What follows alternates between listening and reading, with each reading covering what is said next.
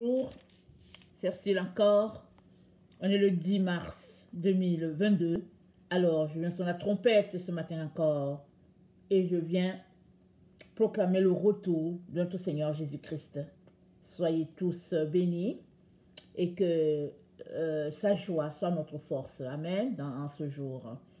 Alors, l'oiseau emportera le refuge de l'horreur. Alors, j'apporte la deuxième partie. On a vu la première partie hier. Et alors, on a mis au fait l'accent sur les choses que, c'est-à-dire, la charrue a été placée avant les bœufs. Alors, voilà, plusieurs, au lieu de se concentrer à se dépouiller, à se sanctifier, plusieurs attendent que Jésus-Christ vienne les chercher. Et comme on nous a fait miroiter l'enlèvement, au fait, à la Hollywood, avec, un Jésus Rambo qui n'a rien à voir avec celui-là, au fait, qui est venu mourir sur la croix pour nous. Alors, on reste pris avec cette illusion-là.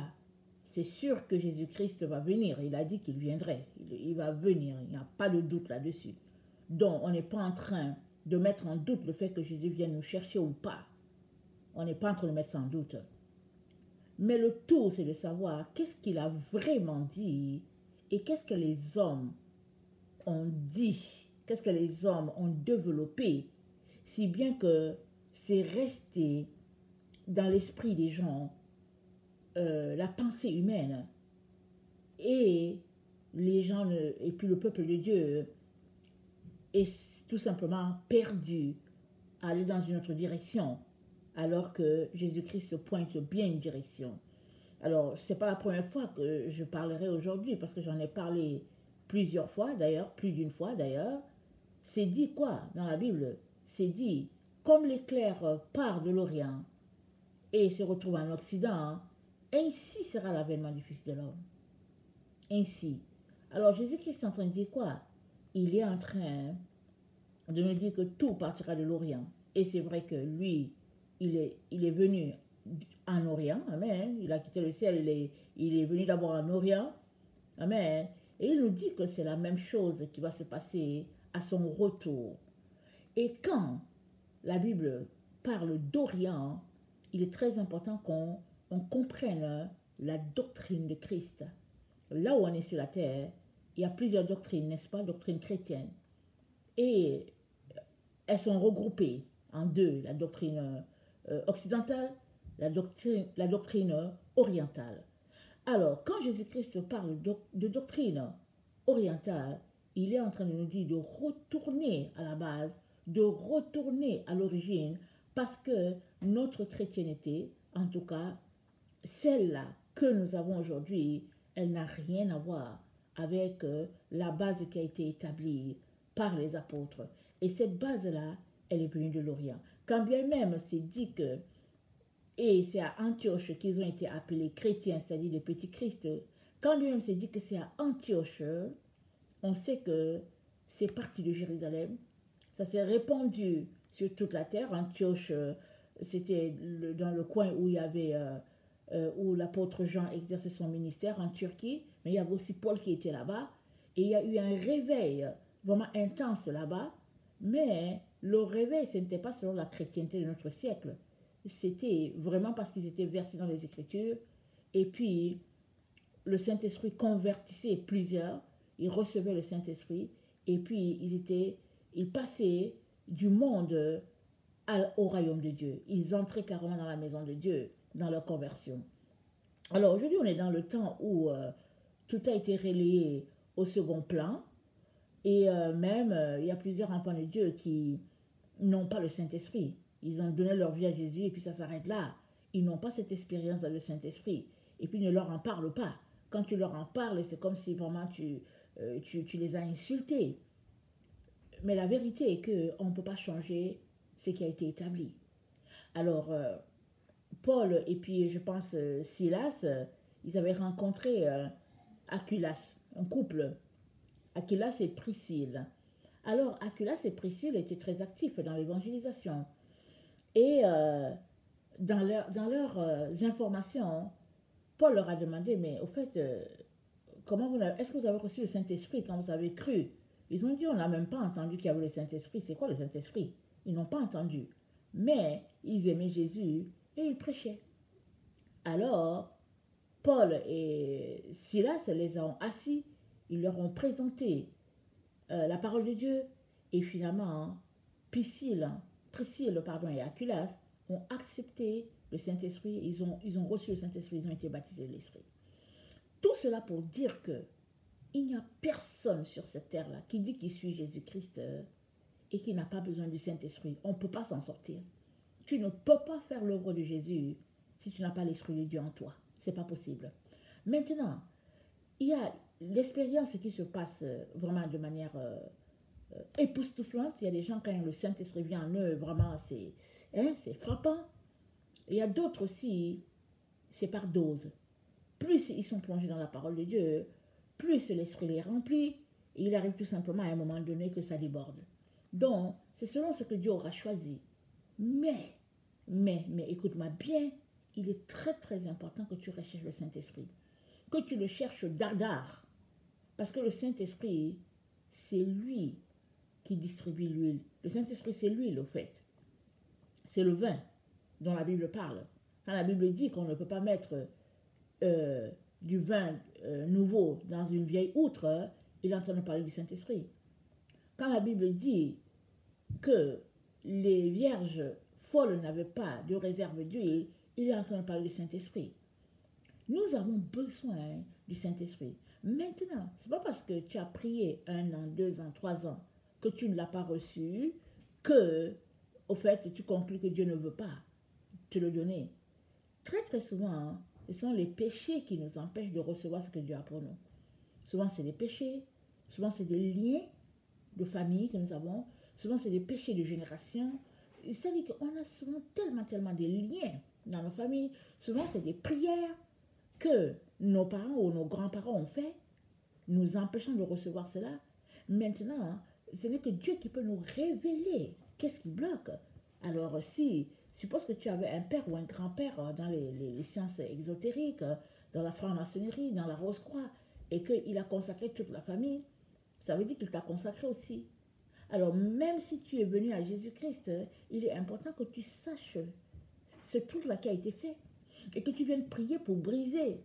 Parce que si tu ne le sais pas, la prière de ton grand-père, ça demeure contre toi. Tu dois le briser, tu dois ouvrir ta bouche et te dissocier de tout ce qui s'est passé dans ta famille. Alors, la meilleure façon aussi, c'est de dire, Seigneur, moi, je suis devenu chrétien, je suis peut-être le premier chrétien de ma famille, je ne sais pas ce qui s'est passé dans ma famille, mais au nom puissant de Jésus, je me dissocie de tout ce qu'ils ont fait avant que moi je vienne à toi. Ça, c'est déjà un bon exemple de marche pour Jésus. Et maintenant, alors que tu te dissocies, alors que tu pries avec intention, avec intensité, pour demander au Seigneur de te révéler les choses, il va te les révéler. Moi, il fut un temps où je priais comme ça. Et quand le Seigneur a commencé à me montrer vraiment plein de choses qui se passaient dans ma famille, j'étais tout simplement étonnée. Parce que bon, quand on parle de famille, il y a toujours deux côtés. Hein? Alors, tu as un côté de la famille, il y a le côté paternel, il y a le côté maternel. Alors moi, j'ai grandi avec des parents chrétiens et tout. Et puis, de mon côté maternel, je sais qu'ils sont versés dans les choses de Dieu depuis plusieurs générations. Alors, dans mon côté paternel, mon père était le premier chrétien. Alors, mais je voulais savoir, je disais, Seigneur, vraiment, montre-moi. Et quand le Seigneur a commencé à me montrer les liens qu'il y avait du côté de ma famille paternelle, il fallait que je les brise. Mais j'avais besoin de savoir cela pour pouvoir faire mes prières. Et pourquoi je voulais savoir? C'est parce que je voulais avancer. Je voulais marcher avec Jésus. Je ne voulais pas quelque chose qui me bloque. Alors, je dis au Seigneur, montre-moi, Seigneur, il n'y a pas de problème. Je suis capable de supporter l'insupportable. Montre-moi ce qui se passe, parce que moi, je veux savoir. Alors, pendant que je priais comme ça, le Seigneur commençait à me montrer des liens. Et puis, il fallait donc que je les brise, même si ce n'est pas moi qui les a contactés, et que ça a été contacté de façon lointaine. J'ai eu besoin de prier pour briser, parce que ça fait partie des ténèbres, n'est-ce pas? Alors, il est très très important qu'on sache que nous ne pouvons pas fonctionner sans le Saint-Esprit. Sans le Saint-Esprit, on ne peut pas fonctionner. C'est lui qui va te diriger, qui va te conduire, qui va au fait, te révéler le cœur du Père. Parce que c'est dit quoi? Il va nous conduire dans toute la vérité. Il prendra de ce qui est à Dieu, à Christ, et il nous l'annoncera. C'est ce que Jésus-Christ a dit. Il dit, il prendra de ce qui est à moi, et il vous l'annoncera. Et le Saint-Esprit, donc, c'est le pont entre Dieu et puis nous, entre notre Seigneur et nous, parce que Jésus-Christ, il a fini son séjour sur la terre, il est retourné. Et nous avons besoin de continuer son œuvre et retourner aussi à lui. Et Jésus-Christ a eu besoin pleinement du Saint-Esprit pour fonctionner sur la terre. Il n'aurait pas pu autrement. À combien plus forte raison, toi et moi avons-nous besoin du Saint-Esprit pour fonctionner pleinement. Amen. Alors, c'était une parenthèse par rapport à l'oiseau qui emportera le refuge de l'horreur. Alors, donc, Jésus-Christ revient nous chercher. On est dans le temps pleinement. Il n'y a pas de doute à cela. Mais sachant qu'il a dit ceci, allons-y regarder dans Malachie. Avant que nos yeux puissent le voir, il a dit quelque chose de bien précis. Et puis, ce n'est pas le seul endroit où il a parlé, n'est-ce pas? On va regarder. On va se démêler. On va démêler plusieurs choses, comme on dit. Alors, dans Malachie 3, le verset 1, c'est dit, « Voici, j'enverrai mon messager, il préparera le chemin devant moi. Et soudain entrera dans son temple le Seigneur que vous cherchez, et le messager de l'alliance que vous désirez, voici il vient. Dit l'Éternel, pas l'Éternel des armées, pardon. Qui pourra soutenir le jour de sa venue? Qui restera debout quand il paraîtra? Car il sera comme le feu du fondeur, comme la potasse des foulons. Il s'assiera, fondra et purifiera l'argent. Il purifiera les fils de Lévi. Il les épurera comme on épure l'or et l'argent.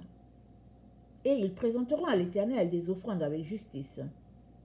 Alors, l'offrande de Juda et de Jérusalem sera agréable à l'Éternel, comme aux anciens jours, comme aux années d'autrefois. Je m'approcherai de vous pour le jugement. Écoutez, je m'approcherai de vous pour le jugement.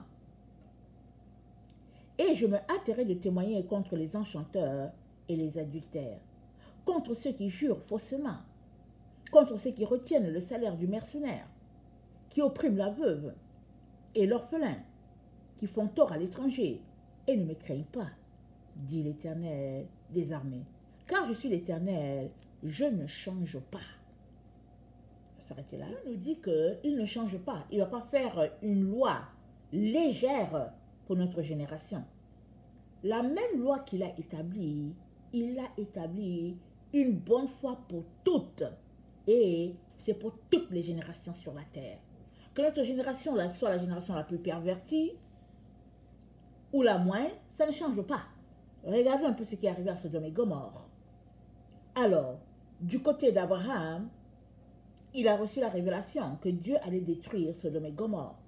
Mais du côté de Lot, il n'a reçu aucune révélation. Est-ce que c'est parce que Dieu ne voulait pas le lui révéler?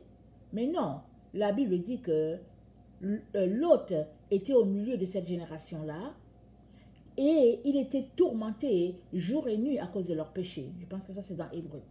Il était tourmenté, mais il restait là. Pourquoi est-ce que Lot restait là? Son cœur était attaché aux biens, aux richesses de Sodome et de Gomorrhe. Rappelons-nous, quand ces bergers et les bergers de Abraham se chicanaient, ils avaient des problèmes. Alors, le problème était devenu tellement grandiose que finalement, Abraham a demandé à Lot qu'il se sépare. Abraham, qui est l'oncle, a demandé au neveu qu'il se sépare. Alors, donc, il a dit à Lot de choisir. Mais Lot montrant en tout cas, montrant son cœur, disons-le comme ça, il a choisi la partie là où il y avait du gazon. L'autre a choisi toute la partie qui était verte, n'est-ce pas? Et il a laissé la partie du désert à Abraham. Donc, ils se sont séparés là. Donc, l'autre est parti en direction de la verdure et Abraham est resté du côté du désert. Et Dieu a dit à Abraham, je te multiplierai. Je rendrai ta postérité nombreuse comme les étoiles du ciel. Mais ils sont séparés. Et l'autre, ses yeux ont pris ce qui est beau. Il est parti.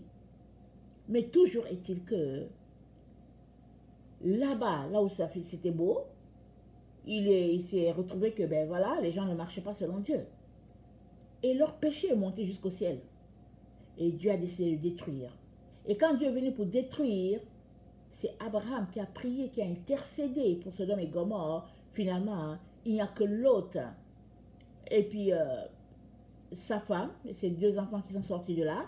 Et finalement, la femme a péri parce que son cœur était encore attaché à Sodome. Elle a tourné le dos pour regarder qu'est-ce qui s'est passé et elle est devenue une statue de sel. Tout cela pour dire que notre Dieu ne veut pas nous détruire. C'est pas ça qu'il veut. Le message, ce n'est pas le fait que Dieu va détruire, va détruire la terre ou pas. C'est pas ça. Le message, c'est que la loi de Dieu, elle est la même, peu importe la génération, peu importe l'époque où nous sommes. Et toi et moi devons nous tenir droit par rapport à ce que Dieu a dit afin d'échapper à tout ce qui se passe sur la terre. Alors, il nous dit que il a d'abord son messager qui va venir. Et le messager vient nous purifier et nous épurer. Et après cela, il dit, lui Dieu, il va s'approcher. Bon, les gens nous ont dit que, après cela, ils ont dit que c'est nous qui allons monter, qui allons en sa direction. Mais quand on lit ici, c'est dit qu'il va s'approcher. Donc, on n'a pas de précision, n'est-ce pas? On ne sait pas si il s'approche parce qu'il vient jusqu'au niveau des nuées pour nous prendre ou pas. Ce n'est pas de ça qu'il est question. Il est question ici, il est en train de nous dire que tant qu'on n'est pas purifié, comme les fils de Lévi, alors quand on retourne dans Lévitique, qu'on regarde la sainteté telle que Dieu le veut pour ses serviteurs, les Lévites, les sacrificateurs, quand on regarde le niveau de sainteté dans lequel ces gens-là étaient, on dit, Seigneur, éloigne-toi de moi, je suis pécheur. Parce que nous, on s'amuse beaucoup avec le péché. Et on prend pour acquis que Jésus-Christ est mort, alors on se dit que les normes ont diminué. Mais malheureusement, s'il y a un groupe qui devrait encore être plus saint que les Lévites, c'est bien nous autres qui avons été sauvés par Jésus. Pourquoi? Parce que eux, ils n'avaient pas le Seigneur et ils tenaient une telle rigueur dans leur comportement. Combien de fois nous qui l'avons devons-nous en tenir? Devons-nous tenir beaucoup de rigueur parce qu'on ne veut pas décevoir celui qu'on aime, n'est-ce pas? Parce qu'on ne veut pas le décevoir. Alors on fait tout, pas à cause de notre amour pour lui, on fait tout pour garder cette relation-là. Alors Jésus-Christ nous dit qu'il va nous épurer et on pourra présenter à l'Éternel des offrandes avec justice. Et nous savons que l'offrande, c'est quelque chose de très important pour Dieu, n'est-ce pas? Si on ne comprend pas tellement les tenants et les aboutissants, quand on lit Genèse, on voit que c'est important. Parce qu'à chaque fois, il y a un sacrifice qui est fait, Dieu parle à Abraham, Abraham fait un sacrifice, Dieu lui dit, voilà comment tu devrais le faire. Alors, quand Jacob fuyait devant son frère, il arrive quelque part, et il fait un rêve, et là, il construit un autel à l'Éternel. Ça dit, l'offrande qu'une personne peut apporter à l'Éternel, c'est très, très important. Et Dieu parle ici d'une offrande de justice. Alors, nous voulons partir à la maison. Et puis bon, on comprend, on veut partir à la maison. Mais c'est Dieu qui décide du temps. C'est lui qui va dire à Jésus, va chercher tes enfants. Il est temps, va Jésus les chercher. Mais avant cela, tout est écrit là. il nous dit que nous serons d'abord bien épurés avant qu'on puisse voir sa face. Alors, il est très important que, oui, tu pries pour dire, oui, Jésus-Christ, ne m'oublie pas, je vais être avec toi. Mais il est très important que tu sortes ton focus, vraiment, hein, de l'endroit où tu vas t'élever et que tu le gardes sur toi, ton état de sainteté et de pureté.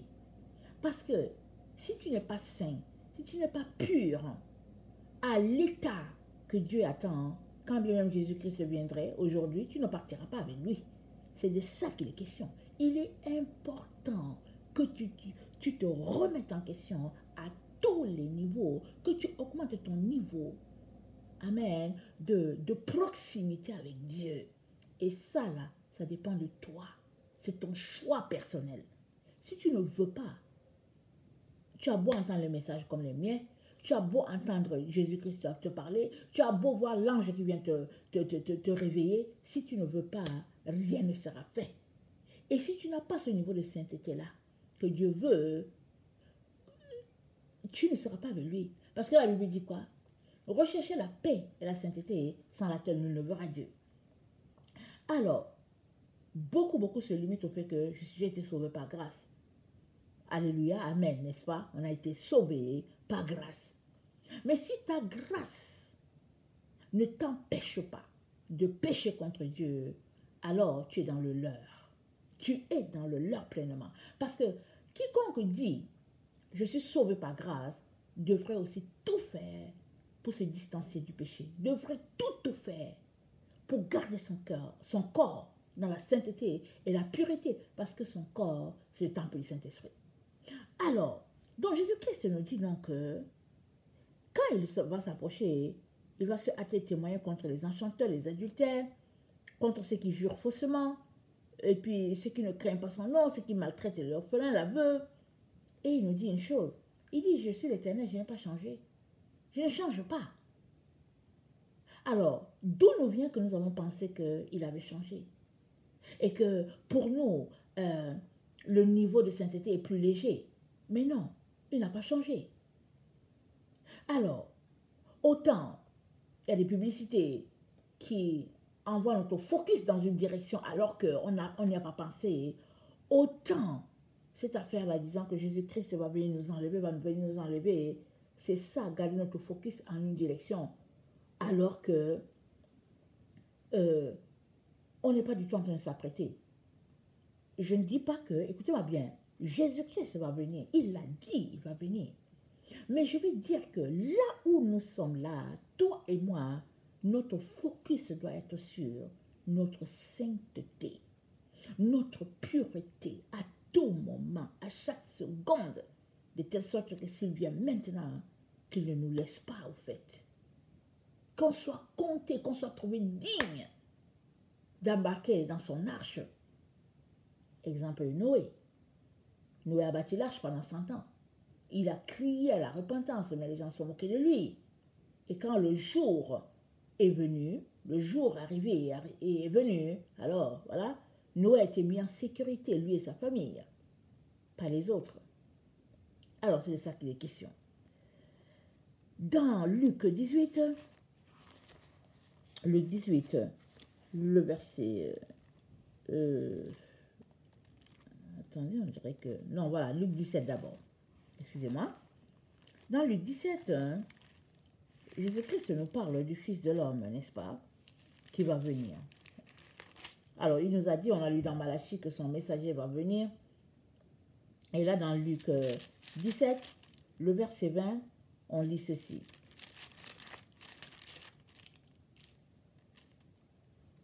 Les pharisiens demandèrent à Jésus quand viendrait le royaume de Dieu.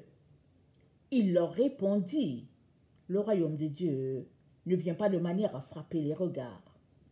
On ne dira point il est ici ou il est là, car le royaume de Dieu est au milieu de vous. Il y a l'autre version où on dit le royaume de Dieu est en vous.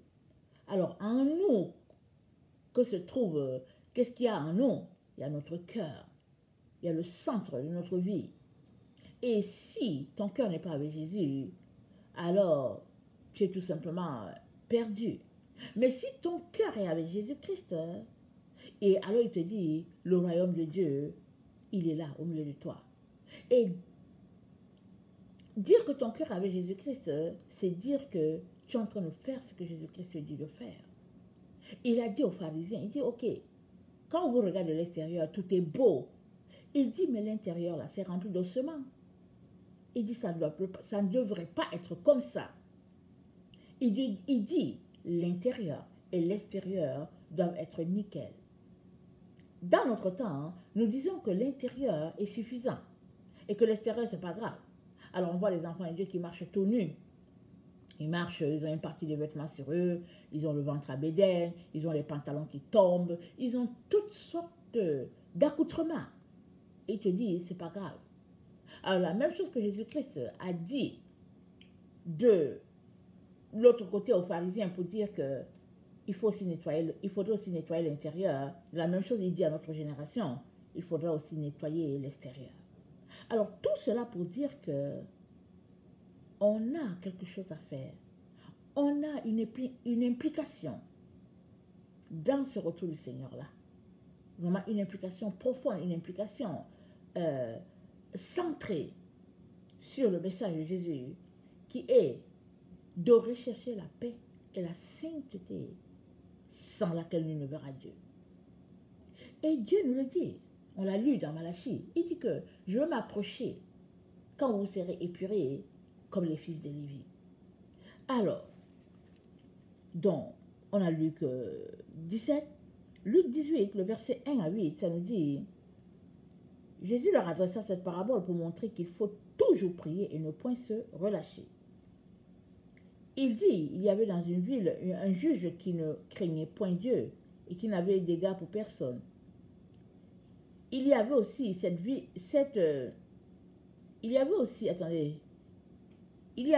cette ville une veuve qui venait lui dire, fais-moi justice de ma partie adverse. Pendant longtemps, il refusa. Mais ensuite, il dit en lui-même, quoique je ne crains point Dieu et que je n'ai égard pour personne, néanmoins, parce que cette veuve m'importune, je lui ferai justice, afin qu'elle ne vienne pas sans cesse me rompre la tête. Le Seigneur répondit, entendez ce que dit le juge unique. Et Dieu ne fera-t-il pas justice à ses élus, qui crient à lui jour et nuit, et tardera-t-il à leur égard? Mais je vous le dis, il leur fera prendre promptement justice. Mais, écoutez bien, mais, quand le Fils de l'homme viendra, trouvera-t-il la foi sur la terre? Y a-t-il la foi là où nous sommes? Sommes-nous des personnes qui marchons par la foi?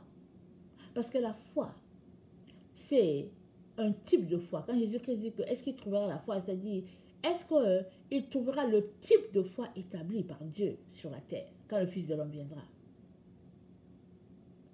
Est-ce que ce sera possible? Parce que le Fils de l'homme, c'est lui qui vient pour épurer, pour purifier. C'est lui le messager. Avant que nos yeux voient Jésus, il y a le messager de l'alliance qui arrive. C'est ça que la Bible dit. Mais s'il n'y a pas de foi, c'est que quand il va venir, ben, il n'y aura personne alors qui va croire à son message. Alors, Jésus-Christ est en train de dire que on a besoin d'être épuré. Dans Matthieu 25, on connaît le passage.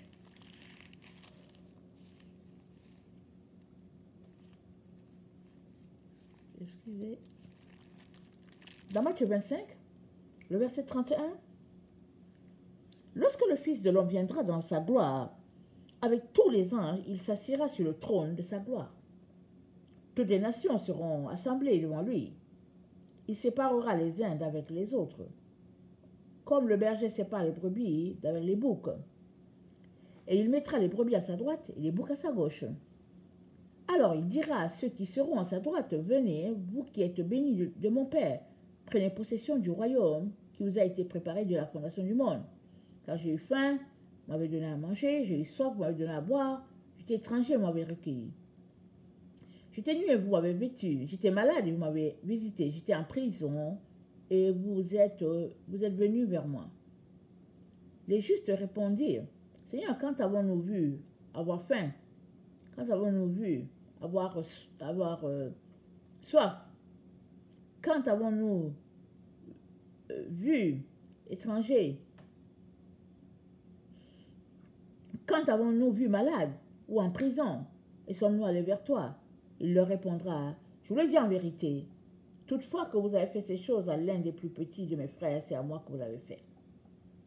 Donc, il y a une séparation que Dieu a annoncée dès le départ. Et c'est le Fils de l'homme qui va venir assurer cette séparation-là. Je viens de lire, il y a bien deux groupes. Le Seigneur nous présente deux groupes ici.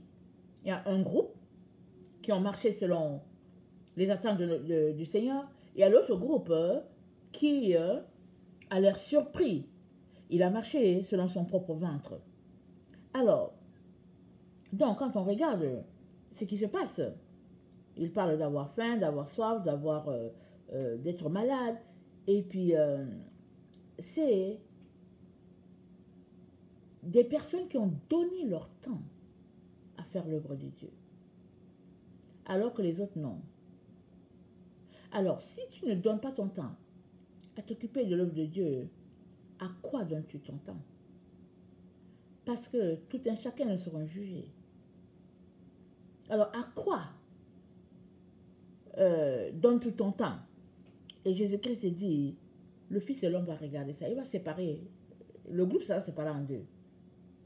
Mais travaille de manière à être dans le groupe qui va se retrouver avec le Seigneur. Parce que c'est dit que, et ceux qui iront au châtiment, attendez, on est dans Matthieu 25, le verset 45, il dit, et il leur répondra, je vous le dis en vérité, toutes les fois que vous n'avez pas fait ces choses à l'un de ces plus petits, c'est à moi que vous ne les avez pas faites. Et ceux-ci iront au châtiment éternel, mais le juste à la vie éternelle. Donc, Jésus-Christ, il ne vient pas prendre les justes et les injustes. Il vient prendre les justes. Voilà pourquoi, avant de te concentrer à outrance, qu'il vient te chercher, il vient te chercher, il vient te chercher, concentre-toi à te dépouiller, à te purifier. Ainsi, puisque c'est un effet de surprise, Jésus va venir par surprise. Alors, concentre-toi à te dépouiller. Oui, tu sais qu'il arrive, mais concentre-toi à te dépouiller. Et lui, il ne manquera pas de te prendre, puisque tu es dépouillé. Tu vas ressembler à l'image qu'il attend de voir. Ésaïe 42.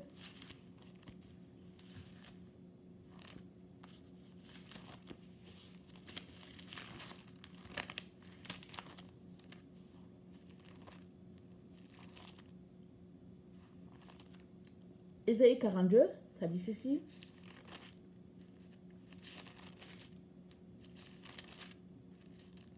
Est-ce que je suis dans 42? Attendez, voilà. Voici mon serviteur que je soutiendrai, mon élu en qui mon âme prend plaisir. J'ai mis mon esprit sur lui. Il annoncera la justice aux nations. Il ne criera point, il ne lèvera point la voix, on ne le fera point entendre dans les rues, il ne brisera point le roseau cassé, il n'éteindra point la mèche qui brûle encore, il annoncera la justice selon la vérité. Il ne se découragera point et ne se relâchera point jusqu'à ce qu'il ait établi la justice sur la terre et que les îles espérant sa loi. Ainsi parle Dieu l'Éternel, qui a créé les cieux et qui les a déployés, qui a étendu la terre et ses productions, qui a donné la restriction à ceux qui la peuplent, et le souffle à ceux qui y marchent. Moi, l'Éternel, je t'ai appelé pour le salut. Et je te prendrai par la main, et je te garderai, et je t'établirai pour traiter alliance avec le peuple, pour être la lumière des nations, pour ouvrir les yeux des aveugles, pour faire sortir de prison les cachots, pour faire sortir de prison le captif, et de leur cachot ceux qui habitent dans les ténèbres. Je suis l'Éternel, c'est là mon nom, et je ne donnerai pas ma gloire à un autre, ni mon bonheur aux idoles. On va juste s'arrêter là. Donc, Jésus-Christ nous dit qu'il a un élu. Il dit que moi, il dit, voici mon serviteur. Attends, où est-ce qu'il a dit? Ici, notre Seigneur Jésus-Christ nous parle de son élu, de son serviteur, de son messager. Et il dit que, attendez,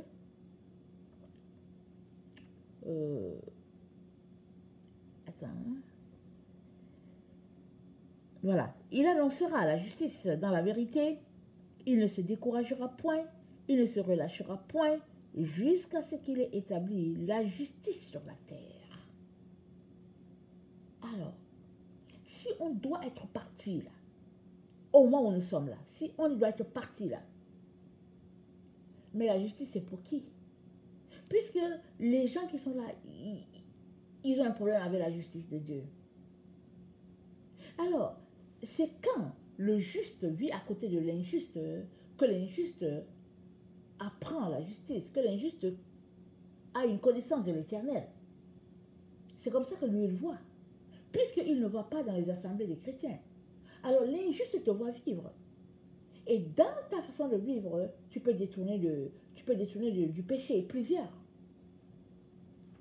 Alors, avant de mettre la charrue avant les bœufs, concentre-toi à t'assurer que tes bœufs font le bon travail. Et le mois venu, tout sera réglé pour toi, dans le bon sens, je veux dire. Ésaïe 48.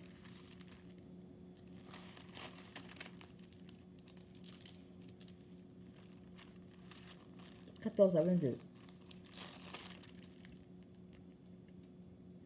Vous tous assemblez-vous et écoutez qui d'entre eux a annoncé ces choses. Celui que l'Éternel aime exécutera sa volonté contre Babylone, et son bras s'appesantira sur les Chaldéens. Moi, j'ai parlé, et je l'ai appelé, je l'ai fait venir et son œuvre réussira. Approchez-vous de moi et écoutez, dès le commencement, je n'ai point parlé en cachette. Dès l'origine des choses, j'ai été là, et maintenant le Seigneur l'Éternel m'a envoyé avec son esprit. Ainsi par l'Éternel, ton Rédempteur, le Saint d'Israël, moi l'Éternel, ton Dieu, je t'instruis pour ton bien. Je te conduis dans la voie que tu dois suivre. Oh, si tu étais attentif à mes commandements, ton bien-être sera comme un fleuve, et ton bonheur comme le flot de la mer. Ta postérité serait comme le diable. Ta postérité serait comme le sable. Excusez-moi. Ta postérité serait comme le sable. Et le fruit de tes entrailles comme les grains de sable. Ton nom ne serait point effacé, anéanti devant moi. Donc, je vais lire. Oh, si tu étais attentif à mes commandements, il parle à son serviteur. Ton bien-être serait comme un fleuve, et ton bonheur comme les flots de la mer. Ta postérité serait comme le sable, et les fruits de tes entrailles comme les grains de sable. Ton nom ne serait point effacé, anéanti devant moi. Sortez de Babylone, fuyez du milieu des Chaldéens, avec une voix d'allégresse. Annoncez-le, publiez-le, faites-le savoir jusqu'aux extrémités de la terre. Dites, l'Éternel a racheté son serviteur Jacob. Donc, l'Éternel est en train de racheter tous ses enfants. Chrétiens, Israélites, tous on va entrer dans le compte de Jacob. Parce qu'il y a juste deux peuples sur la terre. Ceux-là qui marchent avec le Dieu véritable et ceux-là qui marchent avec le faux Dieu qui est le diable. C'est tout. Il n'y a pas plusieurs. On nous a balkanisés, on a séparés, on a dit que oh, ça c'est pour les chrétiens, ça c'est pour les, comment on les appelle là, les Israélites, ceux qui observent la Torah, ça c'est pour ceux qui, au fait, font le culte juste les samedis, les adventistes. On nous a séparés, c'est pas, on a été balkanisés là, vraiment. Mais non, Dieu, il ne nous a pas balkanisés. Il nous parle de deux peuples. Celui qui marche dans la sainteté et celui qui ne marche pas dans la sainteté. Un peuple dit saint, appelé juste. Un peuple dit malsain, appelé injuste. Alors, l'heure est avancée dans la venue du Seigneur. Et toi et moi devons nous déployer, vraiment, devons grouiller et étendre nos tentacules, nous déployer dans nos voisins les connaissances pour répandre l'évangile et en même temps nous sanctifier, nous purifier pour que quand il viendrait, il nous trouverait en plein service. Parce qu'il a dit, quel est ce serviteur-là que le maître en arrivant va trouver en train de travailler? Alors il devait nous trouver en train de travailler quand il viendra. Parce qu'il vient sur la terre. Les choses vont se passer sur la terre avant qu'on puisse nous retrouver dans la présence, dans le ciel et tout ça. Les choses vont se passer sur la terre. Les jugements de Dieu d'Apocalypse, tout va se passer sur la terre. Alors, il y a beaucoup de choses à démêler. Quand on lit la Bible, on s'arrête, on se dit, mais attends, on est mélangé quand on finit de lire la Bible. Pourquoi est-on mélangé? Parce qu'on a écouté un scénario qu'on nous avait dit, un scénario qui nous a été prêché, un scénario qu'on a lu dans les commentaires. C'est ça qu'on a à l'esprit. Voilà pourquoi on est mélangé. Oh, Dieu ne mélange pas, Dieu ne confond pas. Alors, quand tu lis la Bible et que tu es là, tu dis, bon, attendez, wait a minute, tu es là, tu te dis, mais qu'est-ce qui se passe? Quand tu es à ce niveau-là, tu comprends qu'il faut que tu jettes ce que tu avais, ton bagage, et que tu t'accroches à ce qui est écrit dans la Bible, et que tu pries, tu intercèdes, Dieu va te parler. Il va te parler. Sinon, tu seras tout simplement emporté par l'erreur. Et quand tu vas regarder en arrière, il sera comme trop tard, n'est-ce pas? Et les choses sont en train de se passer là, dans le temps dans lequel nous sommes. Ils sont en train de se passer là. Alors je vais nous encourager vraiment à nous concentrer, à nous dépouiller, à faire sortir les erreurs que nous avons en nous, pour ne pas se retrouver dans cet oiseau-là qui vole les âmes des gens. Cet oiseau-là qui n'est autre que Satan, qui n'est autre que Azazel, qui n'est autre que l'agent de Satan. On est appelés, mes chers frères et chères sœurs, vraiment, à nous dépouiller. On est appelés à languir pour pouvoir se retrouver dans la présence divine. Alors, au lieu de penser juste à un événement, à dire, ok, il va venir, je veux partir, demande-toi, est-ce que tu es prêt? Est-ce que tu as tout nettoyé? Est-ce que tu es clean? Et puis, si tu te rends compte que tu es clean, peux-tu aussi prendre ce même temps-là que tu as pris pour toi pour prier pour tes voisins? Pour prier pour les membres de ta famille? Pour prier pour tout le monde? Parce que quand on passe en revue toutes les choses que nous devions faire, avant que nos yeux puissent le voir face à face, parce qu'il l'a dit dans Malachie, il dit, je vais vous épurer. Il a pris l'exemple sur le fils de Lévi. Il dit, et alors je m'approcherai de Judas. Je m'approcherai. Alors, il suffit de vouloir démêler ce qui se passe et le Saint-Esprit va venir nous aider.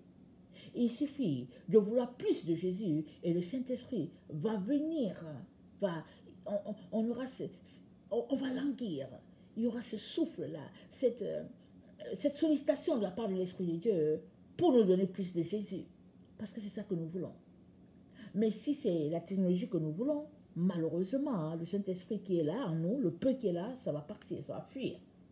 Parce qu'on ne peut pas mélanger le monde et puis Jésus-Christ, ça ne se mélange pas. C'est l'un ou l'autre dans ton cœur.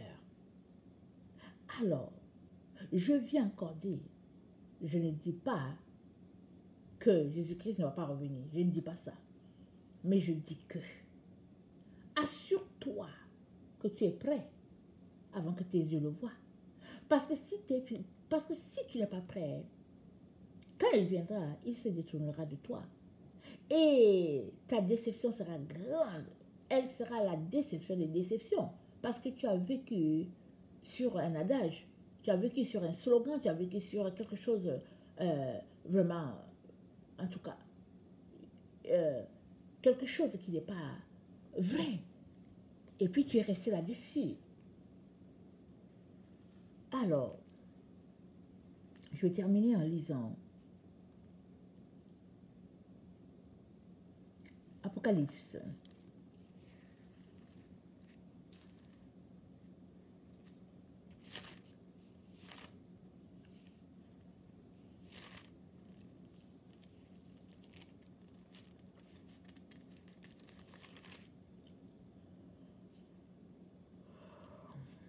excusez-moi.